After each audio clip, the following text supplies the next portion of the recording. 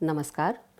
आज हम लोग बाणभट्ट की आत्मकथा में सांस्कृतिक चित्रण विषय पर बात करेंगे। जैसा कि आप सबको विदित है, बाणभट्ट की आत्मकथा हजारी प्रसाद द्विवेदी जी का बहुप्रसिद्ध उपन्यास है। यह उपन्यास सन 1946 में प्रकाशित हुआ था और इसके पहले कलकत्ता से निकलने वाले समाचार पत्र विशाल भारत में यह धारावाहिक के रूप में छपा करता था। इस उपन्यास ने हजारी प्रसाद द्विवेदी जी को अपार ख्याति दी। जाहिर है कि ये आज़ादी के 1 साल पहले प्रकाशित हुआ था और जो तमाम राजनीतिक, सांस्कृतिक, सामाजिक गतिविधियां थीं, वे इस उपन्यास के इर्द गिर्द लिपट कर कथा रूप में पाठकों के सामने आई। जब हम संस्कृति पर बात करना चाहते हैं तो सबसे पहले संस्कृति की जो अवधारणा हमारे दिल दिमाग में आती है वो ये होती है कि संस्कृति दरअसल जीवन शैली है। संस्कृति आदत और व्यवहार है और ये जीवन शैली, आदत, व्यवहार, इन सब को टिकाए रखने वाली सामाजिक संरचनाएं हुआ करती हैं। द्विवेदी जी जब लिख रहे थे तो उनके सामने सांस्कृतिक संरचना के कई मॉडल उपलब्ध थे।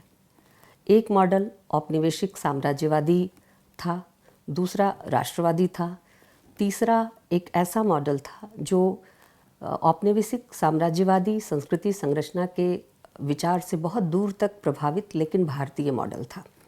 द्विवेदी जी ने सांस्कृतिक संरचना के बारे में बातचीत करने के लिए इनमें से किसी एक मॉडल को अपना आदर्श नहीं बनाया। द्विवेदी जी का जो संस्कृति चित्रण है उसमें सबसे पहले जिस चीज़ पर हमारा ध्यान जाता है कि द्विवेदी जी ने उपन्यास के संदर्भ में जिस तरह से यथार्थ की बात की जाती है तो इस यथार्थ के मॉडल को ही सबसे पहले बदला। यानी उपन्यास विधा के रूप में यथार्थ को अपने साथ संयोजित करता हुआ आता है। उपन्यास की पहचान ही यथार्थ के साथ जोड़कर रखी गई है। लेकिन द्विवेदी जी जिस औपन्यासिक यथार्थ की संरचना करते हैं वह उस यथार्थ से भिन्न है जिसे प्रेमचंद गढ़ते हैं। दोनों में बहुत बड़ा पार्थक्य है। प्रेमचंद जिस यथार्थ को रच रहे होते हैं, जिसे हम रियलिज्म या यथार्थवाद के करीब तक पहुंचता हुआ देखते हैं, द्विवेदी जी उस तरह का यथार्थ नहीं करते।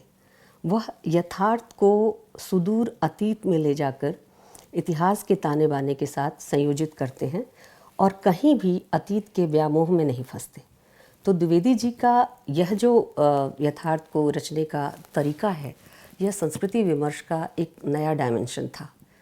दरअसल उपन्यास के एजेंडे को एक विधा के रूप में सेट करने का काम औपनिवेशिक साम्राज्यवादी जो बौद्धिक जगत है वह भी कर रहा था। उपन्यास में यथार्थ आएगा, यथार्थ उसका एक अभिन्न अटूट हिस्सा होगा, यह एक सिद्धांत के तौर पर स्टैब्लिश किया गया था।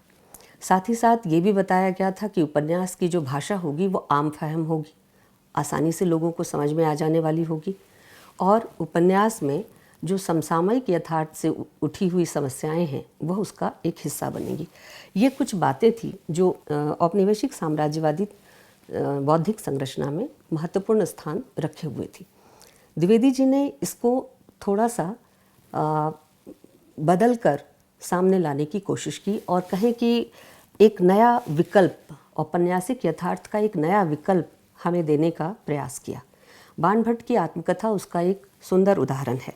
अगर हम देखें कि द्विवेदी जी जिस औपन्यासिक यथार्थ को बाणभट्ट की आत्मकथा में रखते हैं वह औपन्यासिक यथार्थ उस तरह का यथार्थ नहीं है जिसमें गरीबी, भूखमरी, देश की अन्य ज्वलंत समस्याएं सीधे सीधे आपसे अभिमुख हो रही हैं, बल्कि ये एक सुदूर इतिहास में जाकर सामंती पृष्ठभूमि में रचा हुआ लेकिन जन समस्याओं से, तत्कालीन समस्याओं से गहरे जुड़ा हुआ, गहरे संपृक्त यथार्थ है।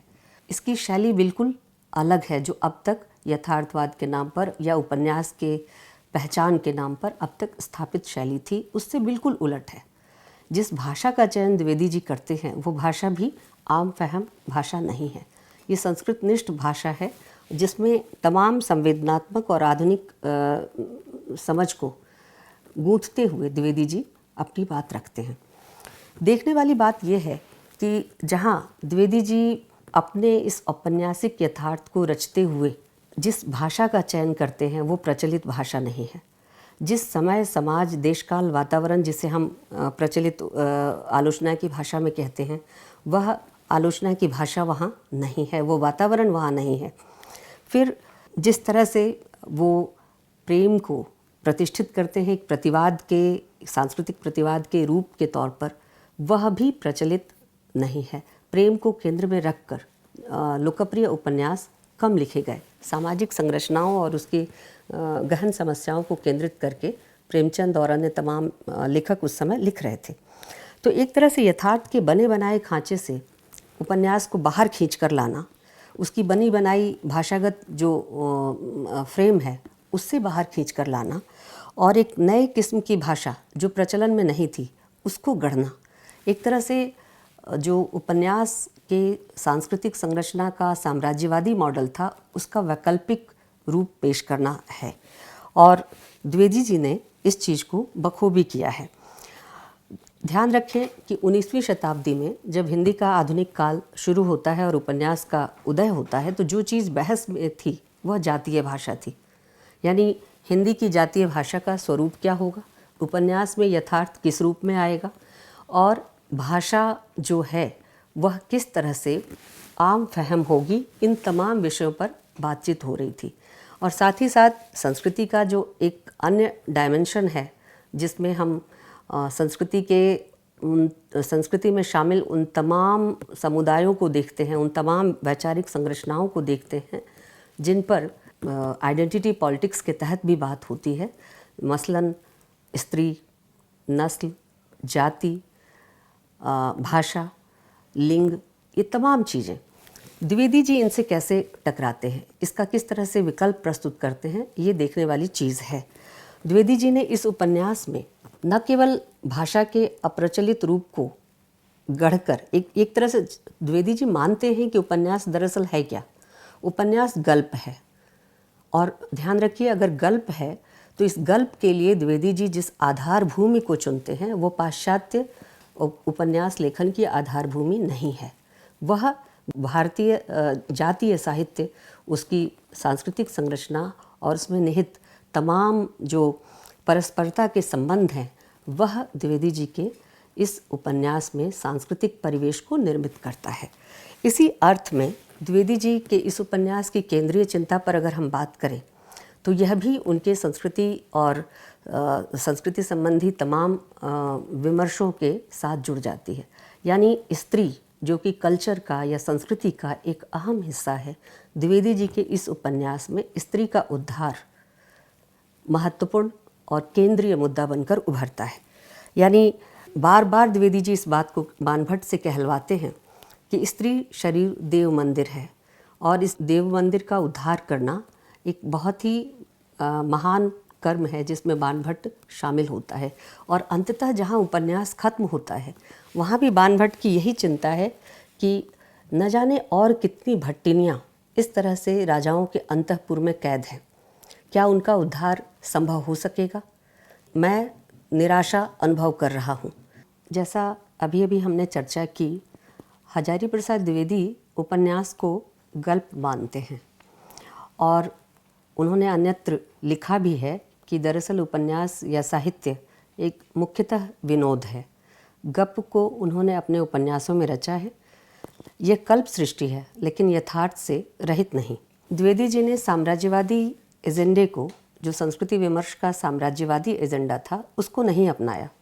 उन्होंने इसी जातीय गप को, जिसमें ऐतिहासिकता, स्मृति और अस्मिता के विमर्श अपने आप शामिल हो जाते हैं और एक दूसरे से गुथे हुए दिखाई देने लगते हैं, अपने उपन्यासों में रचा है। वे पूर्वाख्यानों का प्रयोग करते हैं और कथा के सूत्र इस तरह से परस्पर एक दूसरे में गुथते हुए दिखाई देते हैं। द्विवेदी जी की खूबी यह है कि वे संस्कृति की जो साम्राज्यवादी समझ थी और संस्कृति की साम्राज्यवादी समझ में जो आक्रामकता और वर्चस्व का भाव रहता है, उससे बाहर लाकर अपने संस्कृति विमर्श को रचते हैं। और इसी अर्थ में द्विवेदी जी की जो उल्लेखनीय चीज़ है संस्कृति विमर्श के संदर्भ में, वह है लिंग भेद की साम्राज्यवादी अवधारणा कि लिंग स्वाभाविक है, इसका निषेध। द्विवेदी जी इस लिंग के चिंतन को सीधे सीधे उभयलिंगी संदर्भ में देखते हैं। वे जैसा कि सिमोन ने कहा है कि लिंग होता नहीं है, स्त्री होती नहीं है, बनाई जाती है, और लिंग या इस तरह का विभेद ये सामाजिक और सांस्कृतिक निर्मिति है। द्विवेदी जी के जितने भी पात्र हैं, और ख़ास करके बाणभट्ट की आत्मकथा में आप बाण से लेकर न्यूनिया और महामाया तक जितने भी चरित्र आप देखें, उसमें स्त्री तत्व और पुरुष तत्व दोनों मौजूद हैं। किसी में स्त्री तत्व जागृत है, किसी में पुरुष तत्व जागृत है, लेकिन समन्वय दोनों का है, और जब ये दोनों मिलते हैं तो एक सुंदर मनुष्य निर्मित होता है। बाणभट्ट में स्त्री तत्व ज़्यादा जागृत है, इसलिए वह स्त्रियों के प्रति बहुत संवेदनशील, उनके दुख, दर्द, पीड़ा, समस्याओं को समझने में आगे और उनके उद्धार के लिए हर समय चिंतित है। बाणभट्ट लेकिन अभिभावक नहीं है। संस्कृति विमर्श में, खास करके साम्राज्यवादी संस्कृति विमर्श में, एक मुख्य चीज़ ये दिखाई देती है कि राज्य अभिभावक बन जाता है, ताकतवर सत्ताएं अभिभावक बन जाती हैं, और जो वर्चस्व के पायदान पर नीचे हैं या कहें कि वंचित हैं, उनके लिए ये अभिभावकत्व एक तरह से सुरक्षा और संरक्षा के दावे में उनके अधिकारों का अपहरण करना आरंभ कर देता है। बाणभट्ट की आत्मकथा में बाणभट्ट बार बार इस भूमिका में जैसे जाने को तैयार होता है। वो कहता है, वो सोचता है न्यूनिया से जब पहली बार मिलता है आप एक लंबे अरसे के बाद, तो सोचता है कि वह न्यूनिया का उद्धार करेगा और अब अपनी पहले की हुई गलती को एक तरह से उसका परिमार्जन करके न्यूनिया को अपने साथ ले जाएगा। लेकिन ऐसा होता नहीं है। जब वो न्यूनिया के पास जाता है और उसे पूजा करते हुए ध्यानस्थ देखता है, तो पाता है कि न्यूनिया तो पहले ही उससे कहीं ज़्यादा विल पावर के स्तर पर, इच्छा शक्ति के स्तर पर और आस्था के स्तर पर मजबूत है। तो बार बार इस उपन्यास में ये सवाल उठता है कि कौन किसका अभिभावक है, और इस तरह से उसका जो पुरुष गर्व है, जिसे हम वर्चस्व की चेतना के साथ जोड़ सकते हैं, वो बार बार खंडित होता है। तो यहाँ अभिभावकत्व का प्रश्न नहीं है, सब सबके आश्रय में है। और यह जो सामंजस्य है, संस्कृति का जो सामंजस्यवाही रूप है, यह हजारी प्रसाद द्विवेदी को काम में है। इसी तरह से साम्राज्यवाद के विमर्श से संस्कृति के विमर्श को अलगाते हुए ज्ञान और प्रतिरोध के हथियार के रूप में वो प्रेम को देखते हैं।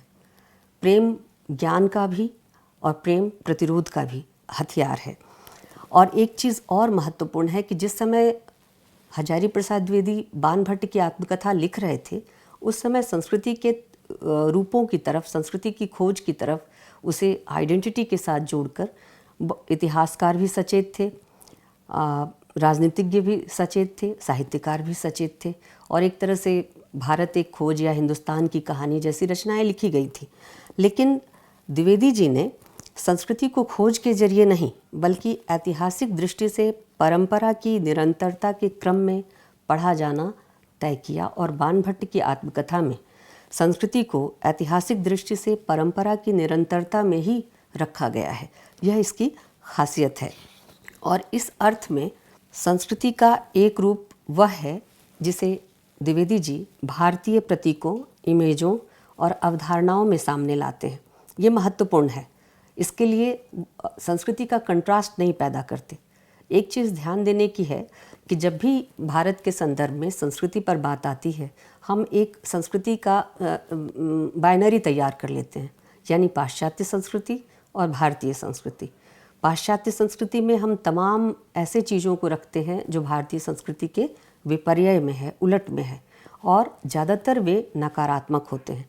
द्विवेदी जी ने इस तरह की किसी भी सांस्कृतिक व्याख्या से अपने को बचाया है, और भारतीय प्रतीकों, इमेजों और अवधारणाओं में वे भारतीय संस्कृति की व्याख्या को सामने लाते हैं। और इस क्रम में वो भारतीय कथा कहने की परंपरा को अपनाते हैं, जो गल्प परंपरा है, और आधुनिक दिशा की पहचान के रूप में 4 औपन्यासिक कृतियाँ हिंदी जगत को दे जाते हैं। एक और महत्वपूर्ण चीज़ ये है कि साम्राज्यवादी संस्कृति विमर्श सार्वभौमत्व की धारणा के तहत परिचालित होता है, यानी जो कुछ है वो सार्वभौम है। द्विवेदी जी अपने उपन्यासों में, खास करके बाणभट्ट की आत्मकथा में बहुत स्पष्ट रूप में, अनामदास का पोथा में भी चारुचंद्र लेख हो या पुनर्नवा हो, इन तमाम उपन्यासों में इस सार्वभौमत्व की धारणा का निषेध करते हैं। कथानक, पात्र, चित्रण, परिवेश किसी भी कोटि से द्विवेदी जी का औपनिवेशिक कृतित्व साम्राज्यवाद के दायरे में नहीं आता। कोई चाहे भी तो खींचकर द्विवेदी जी की इन रचनाओं को साम्राज्यवादी सांस्कृतिक विमर्श के दायरे में नहीं ले जा सकता।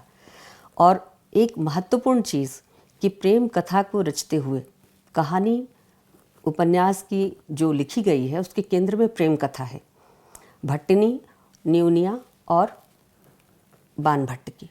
और इसी तरह से और भी कई जोड़े हैं, अघोर भैरव महामाया का, सुचरिता विरति व्रज का, कई जोड़े हैं। लेकिन इन छोटे और महत्वपूर्ण केंद्रीय प्रेम कथाओं के जरिए द्विवेदी जी शासक और शासित का फर्क मिटा देते हैं। भट्टिनी और न्यूनिया में प्रेम करते हुए कोई फर्क नहीं होता, वो स्त्री और मनुष्य होती है, ये सबसे बड़ी बात द्विवेदी जी स्थापित करते हैं। यानी प्रेम को प्रतिरोध की संस्कृति का एक महत्वपूर्ण हिस्सा बना देते हैं। एक और चीज़ कि इन तीनों ही पात्रों में या जिस तरह का त्रिकोण, प्रेम त्रिकोण द्विवेदी जी रचते हैं, उसमें महत्वपूर्ण ये देखना है कि कहीं भी कलह, झल्लाहट, तनाव या गुस्सा नहीं है। आमतौर पर जो यथार्थवादी उपन्यास के नाम पर चीज़ें आई हैं, उसमें जैसे ही किसी तीसरे प्रेमी पात्र का प्रवेश होता है, वहाँ कलह या तनाव, द्वंद्व, झल्लाहट, गुस्सा, ये सारी चीज़ें दिखाई देने लगती हैं। लेकिन यहाँ जो परस्परता है, एक दूसरे की भावनाओं का सम्मान है और अपनी हदों की पहचान है संबंधों के अंदर, वह देखने लायक और महत्वपूर्ण है। इस अर्थ में द्विवेदी जी एक नया मानवीय संबंध भी इस संस्कृति विमर्श के दायरे में दाखिल करते हैं। एक अन्य महत्वपूर्ण बात, समग्रता में द्विवेदी जी ने बार बार समग्रा लक्ष्मी की धारणा को सामने रखकर उसे आदर्श रूप में अपनाने की चर्चा की है। यानी समग्रा लक्ष्मी की धारणा जो वाल्मीकि के रामायण में है, भारतीय संस्कृति का मूल है। यानी पूर्ण मनुष्य, समग्रा लक्ष्मी, पूर्ण मनुष्य, उसकी आराधना, वहाँ तक पहुँचने की कोशिश या प्रयास। तो मनुष्य जहाँ है उस परिवेश से ऊपर उठकर पूर्णता को किस प्रकार प्राप्त करे, अपने आचरण से, व्यवहार से और अपने विभिन्न कार्यकलापों से, यह उसकी चिंता के केंद्र में होना चाहिए। और ऐसा करते हुए द्विवेदी जी मनुष्य की जातिगत पहचान को डिनाई करते हैं। संस्कृति के तहत जाति का विमर्श, जैसा मैंने चर्चा अभी आपसे किया, जाति का विमर्श, लिंग का विमर्श, नस्ल का विमर्श, धर्म और भाषा का विमर्श, ये महत्वपूर्ण विमर्श बनकर उभरे। लेकिन देखना चाहिए कि जो हजारी प्रसाद द्विवेदी जी जाति के विमर्श को एकदम किनारे करके जाति के बजाय एथनिक जो पहचान है, यानी पेशागत जो पहचान है, उस पर जोर देते हैं। और इस तरह से वह जाति के जो पुराने संदर्भ में भारतीय संस्कृति में भी जो चीज़ ऐसी है जो आधुनिक समय समाज में संतरित नहीं हो सकती और मनुष्य के तथा साथ ही साथ उसके समाज के विकास में बाधक है, द्विवेदी जी उसको खारिज करते हैं। और ये हिंदी कथा साहित्य की नई दिशा थी। आज चुनौती है कि रचना अपना वृत्तांत खो रही है, रचना स्मृति खो रही है, रचना उन आख्यानों को खो रही है जो भारतीय परंपरा से जुड़े हुए हैं, रचना आनंद भी खो रही है। द्विवेदी जी कहते हैं कि रचना का जो अंतिम लक्ष्य है वह मनुष्य को उदात्त भावभूमि पर प्रतिष्ठित कर आनंद का प्रवाह करना है। लेकिन ये सारी चीज़ें रचना में यथार्थ के नाम पर, तनाव की सृष्टि के नाम पर, द्वंद्वात्मकता की सृष्टि के नाम पर एक तरह से रूढ़िबद्ध या स्टीरियोटाइप तरीके से चित्रित होकर खारिज किए जा रहे हैं। द्विवेदी जी की चिंता यहाँ है। मैं आपको एक उदाहरण देती हूँ। बाणभट्ट की आत्मकथा के आरंभ में ही एक पंक्ति आती है जिसमें बाणभट्ट भट्टिनी की स्थिति देखकर कहता है कि नारी से बढ़कर अनमोल रत्न और क्या हो सकता है, पर उससे अधिक दुर्दशा किसकी हो रही है। यहाँ तुलना कीजिए प्रेमचंद की पहली कहानी जो सोजे वतन में छपी थी, उसका शीर्षक ही था दुनिया का सबसे अनमोल रत्न, और वह एक मुट्ठी मिट्टी होती है देश की, यानी राष्ट्र प्रेम और देश प्रेम से ओतप्रोत वो कहानी है। सबसे अनमोल रत्न क्या है? अपने वतन की मिट्टी। लेकिन यहाँ ये जो वतन की मिट्टी है या राष्ट्र की बात है, देश की बात है, देश बनता किससे है? देश मनुष्यों से बनता है और मनुष्य में स्त्री भी शामिल है। उसकी आज सर्वाधिक दुर्दशा है, यह चिंता हजारी प्रसाद द्विवेदी की है। और वो साफ कहते हैं कि दुनिया का अनमोल रत्न यदि कुछ है तो वह है स्त्री, और नारी से बढ़कर अनमोल रत्न और क्या हो सकता है। पर उससे अधिक दुर्दशा और किसकी हो रही है। एक नया रास्ता था जिसकी तरफ हजारी प्रसाद द्विवेदी बाणभट्ट की आत्मकथा में संकेत कर रहे हैं। ये पॉपुलर रास्ता नहीं था। साम्राज्यवादी सांस्कृतिक विमर्श के दबाव में जो एक लोकप्रिय रास्ता भारतीय भाषाओं के साहित्य लेखन में दिखाई पड़ रहा था, वह राष्ट्र और राष्ट्रीयता का था। द्विवेदी जी न तो भाषा के संदर्भ में उस जातीय भाषा के डिबेट में शामिल होते हैं, न भाव या कथानक के लिहाज से उस विमर्श में शामिल होते हैं जिसे साम्राज्यवादी सांस्कृतिक विमर्श तय कर रहा था। और ये एक अलग और वैकल्पिक रास्ता है जिसको द्विवेदी जी दिखला रहे थे। दिलचस्प बात यह है, बल्कि कहें कि विडंबना है, कि स्त्री के अस्तित्व पर राष्ट्र, राज्य, परिवार, पुरुष सभी अपना आधिपत्य जमाने का प्रयास चिरकाल से करते रहे। लेकिन स्त्री के अस्तित्व के सवाल आधुनिक काल के पहले कभी केंद्रीय सवाल नहीं बने। द्विवेदी जी का सांस्कृतिक विमर्श यहाँ स्त्री के संदर्भों में जो एक चिरकालिक प्रश्न है, उसकी पराधीनता, उसकी व्यक्तिमत्ता, उसकी अस्मिता, एक चिरकालिक प्रश्न को सर्वथा आधुनिक नज़रिए से डील कर रहे हैं।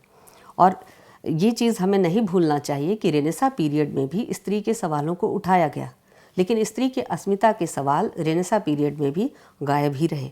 द्विवेदी जी ने पहली दफ़े स्त्री की अस्मिता से जुड़े सवाल केंद्रीय सवाल बनाकर अपने इस उपन्यास में रखा है।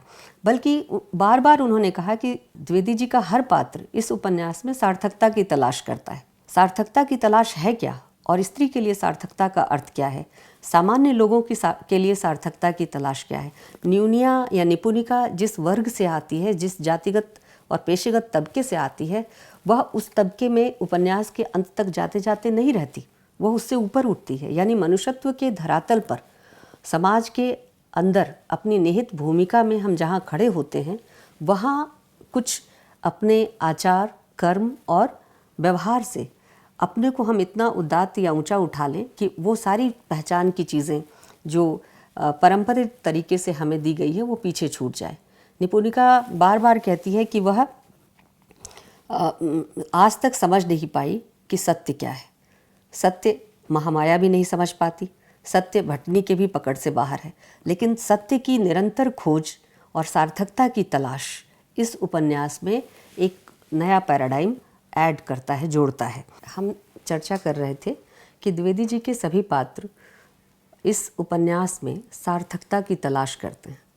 सार्थकता कोई एब्स्ट्रैक्ट चीज़ नहीं है, अमूर्त चीज़ नहीं है। ये जीवन संबंधों, सामाजिक व्यवहार और सांस्कृतिक रवायतों में ही निहित है।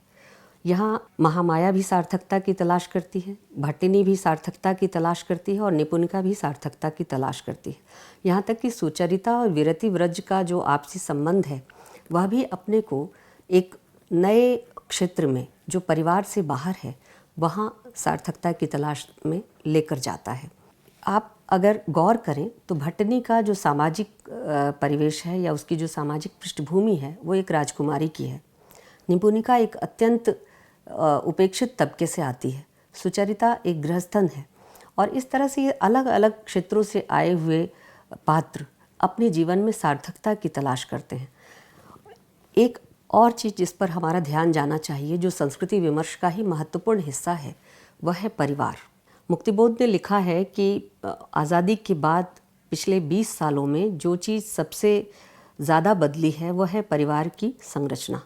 और परिवार की संरचना के बदलने का अर्थ ये है कि परिवार के भीतर जो मानवीय संबंधों की संरचना है वह बदलती है।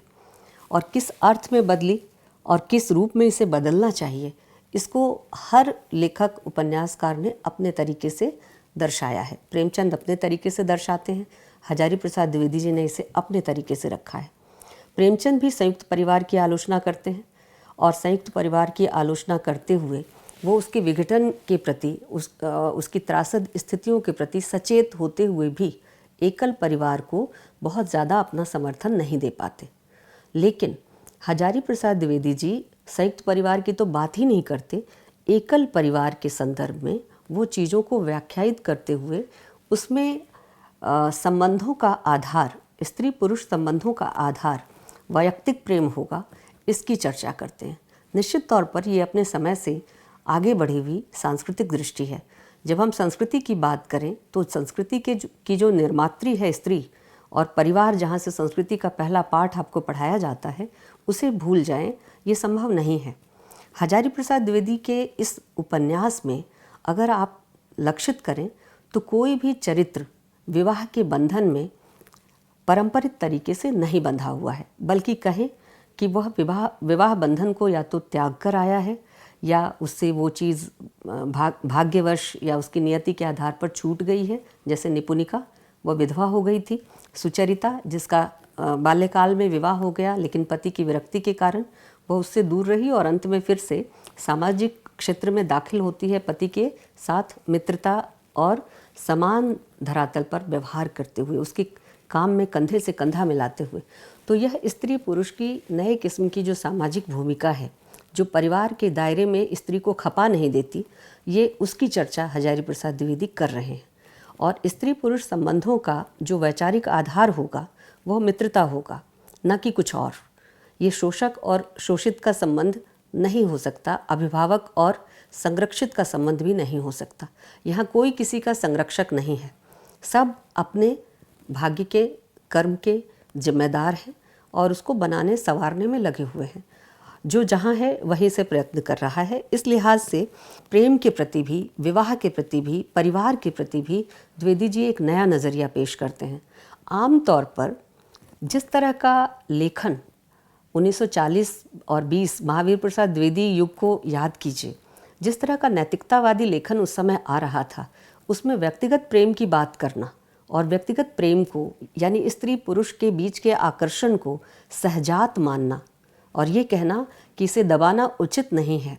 जिस रूप में आपको त्रिपुर सुंदरी ने प्रभावित किया, उसी रूप की आराधना कर। भाषा पुरानी है, भाव और विचार अत्यधिक नए हैं, जो समाज में संस्कृति के भीतर स्त्री पुरुष के संबंध को नए सिरे से डिफाइन कर रहे हैं। इस अर्थ में द्विवेदी जी सांस्कृतिक विमर्श के नई जमीन को तोड़ते हुए नजर आते हैं। द्विवेदी जी के संदर्भ में एक चीज़ और ध्यान रखना चाहिए कि हमारे पास जब बाणभट्ट की आत्मकथा जैसी रचना उपलब्ध होती है तो उस समय संस्कृति को लेकर कोई थ्योरेटिकल डिबेट उपलब्ध नहीं था। यानी संस्कृति पर छिटपुट लेख और स्त्रियों के आचार व्यवहार और उनकी सामाजिक भूमिका को लेकर, उनकी शिक्षा को लेकर और व्रत त्यौहार इत्यादि के बारे में लिखा जा रहा था। विभिन्न पत्र पत्रिकाओं में चीज़ें आ रही थी, लेकिन जिसे हम कल्चरल डिबेट कहते हैं, सांस्कृतिक विमर्श कहते हैं, और जो 1960 के बाद ब्रिटेन और जर्मनी में एक महत्वपूर्ण डिसिप्लिन के तौर पर स्थापित हुआ, जिसके तहत हम कल्चर की अंतर्निहित रीडिंग पेश करते हैं, ऐसी कोई चिंतन परंपरा भारतीय साहित्य में, बल्कि कहें कि हिंदी साहित्य में मौजूद नहीं थी। बावजूद इसके रचना वह चीज़ मुहैया करा रही है, रचना वह प्लेटफॉर्म मुहैया करा रही है जहाँ से हम संस्कृति चिंतन के नए रूपों को व्याख्यायित होता हुआ देख रहे हैं। ये एक बहुत बड़ी चीज़ थी कि बिना किसी थ्योरी के, बिना किसी अनुशासन के संस्कृति विमर्श का यह नवीन रूप पेश किया जाए, जिसमें जाति ना हो, जिसमें लिंग ना हो, संस्कृति की व्याख्या उभयलिंगी तरीके से की जाए और संस्कृति के अंतर्गत प्रतिरोध की संस्कृति, विकल्प की संस्कृति को महत्व दिया जाए। ये एक नई चीज़ और नई चिंतन धारा थी जिसको द्विवेदी जी आगे बढ़ा रहे थे। अनामदास का पोथा, जिसमें रैक्व अपनी पीठ खुजलाता रहता है और उसे पता नहीं होता कि ये खुजली क्यों हो रही है। दरअसल ये खुजली स्त्री और पुरुष के बीच का जो स्वाभाविक आकर्षण है उसके कारण हो रही थी। और इस चीज़ को पहचानना, यानी संन्यास, व्रत, जप तप, राजनीतिक संरचनाएं, सामाजिक संस्थाएं, ये सब संस्कृति के तमाम रूप स्त्री पुरुष की सहजात वृत्ति को दबाने की बात करते हैं।